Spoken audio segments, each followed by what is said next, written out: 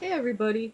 I just wanted to share with you a word that I got from the Lord here about a month or so ago.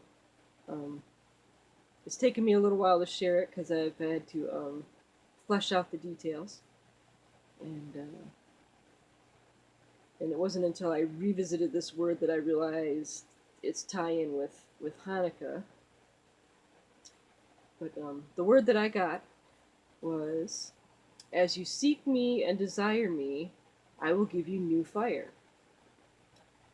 Now, I had never heard the phrase new fire before, ever. So I asked the Lord for an explanation, and He said, "Like new wine, you need new fire.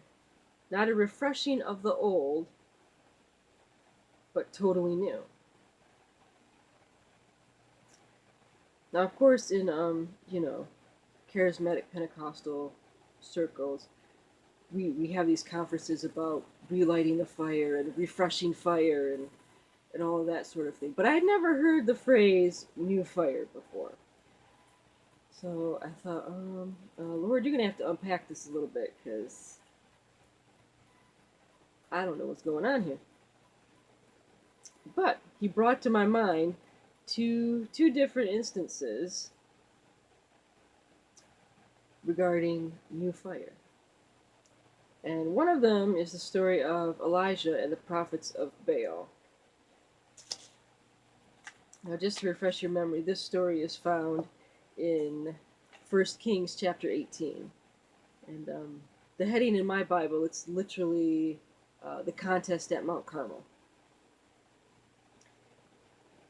And I'm paraphrasing here, giving you the short version. But if you remember in the story, Elijah and the prophets of Baal have this contest. And it's to prove, essentially, whose God is the one true God. Now, the prophets of Baal obviously were false prophets, and Baal's a false god. So the contest was the prophets of Baal uh, build an altar, sacrifice a bull, cut up a bull, put that on the wood on the altar, and they go from morning until evening dancing around this altar, crying out, cutting themselves, all in an effort to get their God to show up, speak, do something. They go from morning until noon and still nothing. And then around noontime, Elijah starts mocking them. Maybe your God is busy elsewhere. Maybe he's deaf. Maybe you're not, loud enough, whatever. But they go all day from morning until evening with this big hoopla around this sacrifice, and nothing happens. And then Elijah builds an altar, puts wood on it, cuts up a bull, puts that on it, digs a trench around the altar, and then dumps water on the whole thing 3 times, to the point where the trench now has water in it because he's dumped so much water on this altar. And then he cries out to God, calls out to God, and God, of course, answers him in a spectacular fashion, sends down fire from heaven, and it consumes the sacrifice, the altar, the wood, and even the water that is in the trench. Everything goes up. And we read that in verse 38, and depending on which translation you're using, it says, "Fire came down and consumed the sacrifice." That's why we need new fire. Fanning the flames of the old stuff isn't going to work anymore. It's not like, if you've ever had a campfire or a fire in your fireplace at home, fanning the flames, it it takes a lot of time and effort and energy trying to get that thing going. Whereas the new fire from God that fell from heaven, it was big, it was bold, it was dramatic, and it consumed everything. In the New Living Translation, it actually says fire flashed from heaven. And sometimes that's what we need in our lives. We need the old stuff to be consumed, gone, poof, out of there. It needs to go up in a fireball. As opposed to the refining fire, which is a process, it takes time. We need new fire to come down and consume us. Burn the stuff out instantly that needs to be gone, and become a sacrifice for the Lord. The other story that I was thinking of, and we're almost at the end of Hanukkah right now, is the story of Hanukkah, which you won't really find in the Bible. You'll find it in the Apocrypha, which I encourage you to read that, even, not so much for doctrine, but at least for a historical background. You will find Hanukkah mentioned in the Bible. It's in John, and it's called the Feast of Dedication. That's what Hanukkah used to be called before it was changed to Hanukkah, or the Festival of Lights, which I believe Josephus was the one that coined that term. But in the Bible, in the book of John, it's called the Feast of Dedication, and Jesus is heading to the temple on the Feast of Dedication because they are celebrating the victory of the Maccabees over their oppressors, the Greek Syrian oppressors. And of course, as the story goes, the Jews are overrun by the Greeks. They're overpowered. They're kicked out of the temple. They're forbidden from celebrating the feast, forbidden from studying Torah, forbidden from practicing the covenant of circumcision. They are forbidden from doing any of those things.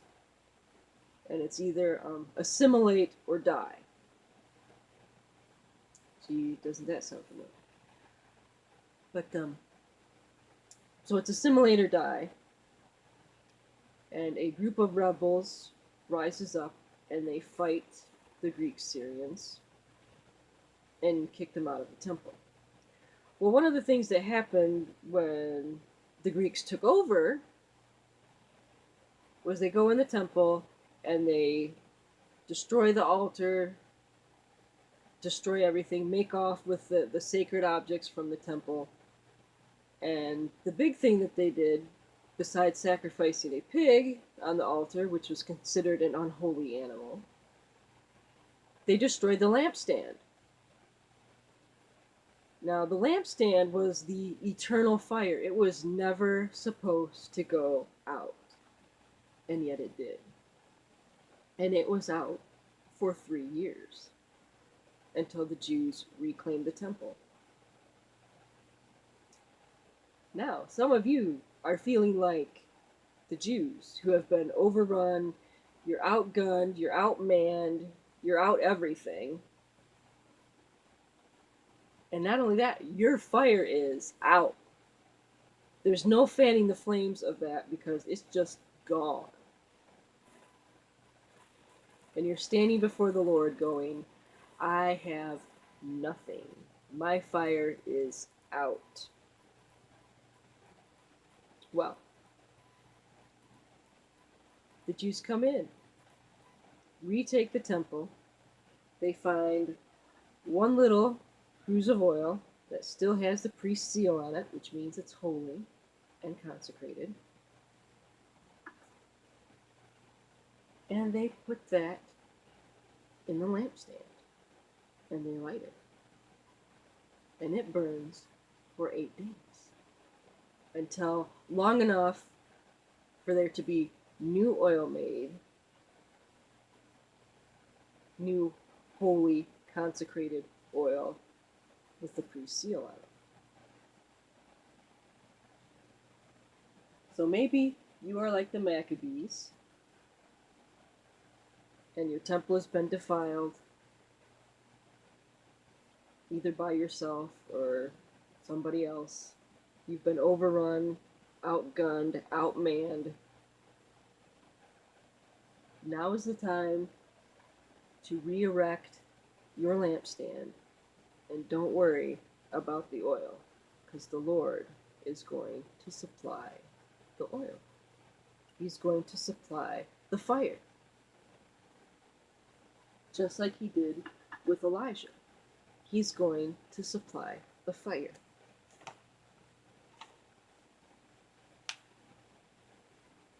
As he said, as you seek me and desire me, I will give you new fire. So that is just a little word that I wanted to share during Hanukkah, the season of miracles. And as we approach another miracle, which is Christmas, which is the birth of Jesus, when we typically celebrate it. But this is just a reminder, as you seek him and desire him, he will provide the fire. So just that I'd leave you with that thought. He will provide the fire. He will provide the oil. He will provide it. Seek him. He'll provide it.